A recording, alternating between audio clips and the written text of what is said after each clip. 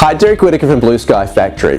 Why would anyone look at stock options trading? Why wouldn't someone just buy the stock outright? It's a great question in terms of investment strategies. There are three reasons why traders primarily get into stock options trading. The first one is one in terms of hedging or offering protection.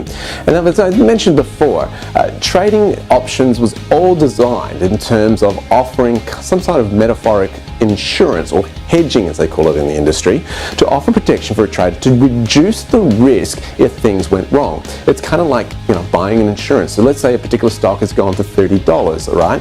And somebody gone in at, $15. So they doubled the value of that. Now let's say the market gets a little bit volatile. It goes on to 31, 32, and then it gets a bit shaky at 32, and it looks like it might peel off and come down again.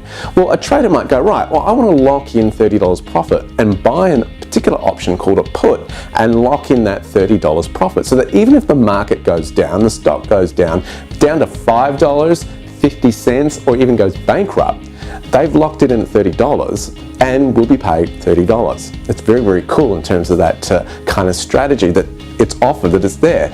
And when I discovered this, it was like, wow, I got to know more about this, because I had been one of those typical buy the stock, hope it goes up, pray it goes up, it's not going up, it's going down, I'm losing money, what's going on? And when I could hear that you could metaphorically insure them, I was like, I've got to know more about this. The second purpose of options trading is one for cash flow. So what often happens with a stock is it will go, let's say take $20 to $30. It will, let's say a particular stock will just go up and down, up and down, up and down in terms of that particular position.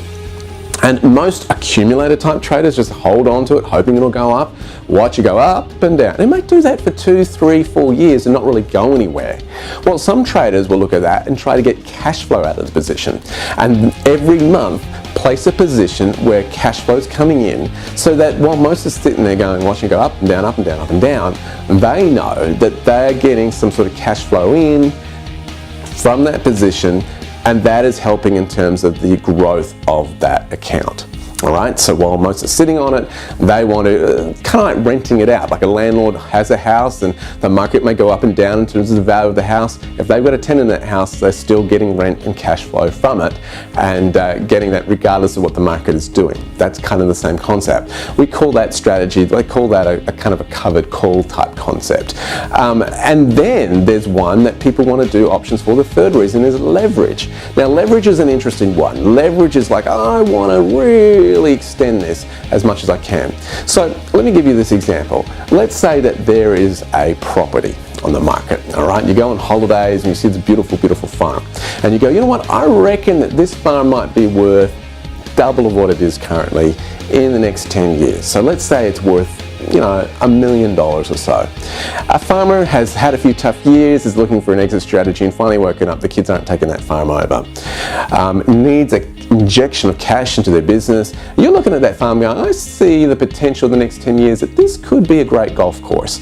You do the due diligence, you go around to the councils and all this sort of stuff, and you begin to understand that that actual property might actually be fantastic with the developments that are going on, etc., etc. So what do you do? Well, what you do is, instead of, as an options trader, and this is the metaphor that they would do, is that instead of putting $1 million down for them, you might go to the farm and say, look, I'll tell you what I'm going to do. I'm willing to put down $100,000 down today for the right but not the obligation to buy your property for let's make it, you've had it valued at how much? $900,000. All right. I'll lock it in, I'll give you another $100,000 for it, so we'll put it down for $1 million.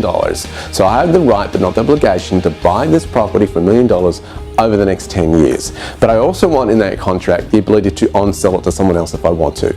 Is the farmer happy? Absolutely. He's now looking, man, I've got an exit strategy potentially on this property. Second, I've got some injection of cash which I really, really need, because we've had a few tough years in terms of the farming, and the kids aren't going to take it over. I've got a potential out here, and I've got some cash for that as well. And I'm getting a little bit more than that property's actually been valued at, so it's like happy days. Why is it a win for someone who would do that? Well, instead of risking $1 million, only putting up front $100,000. So if it doesn't work out over that 10-year period, if the property doesn't go up, instead of risking another $900,000, that person has only risked 100,000. And so some people will do that for that leverage, is go, right, there's a potential upside on this asset. I'll put down a small amount, and over the time period, if it goes the way I think it's going to go, then I'll settle and lock in that price for $1 million. Now that property may go up to $10 million, the $5 million over that 10-year period. Well, still, the value of locking it in $1 million is fantastic. And what we call the intrinsic value of that 100,000 has gone up, because then they can now sell it to someone else. They go, look, this was worth $1 million when we put 100,000 for it. It's now worth 5 million.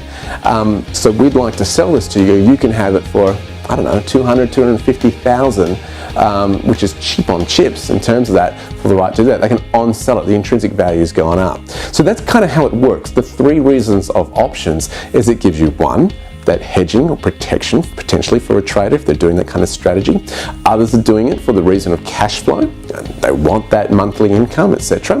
And the third one, of course, is leverage, only putting down a smaller amount for potential exponential growth. And that is why stock options trading is so attractive to so many traders. Hope you got something out of that. If you'd like to have a question answered around this, go to our website, fill in the little blanks there, blueskyfactory.com.au. It'll come to us, we can look at that for you. Can't wait to catch up with you soon, and all the best in increasing your financial education, knowledge and wisdom. Till next time.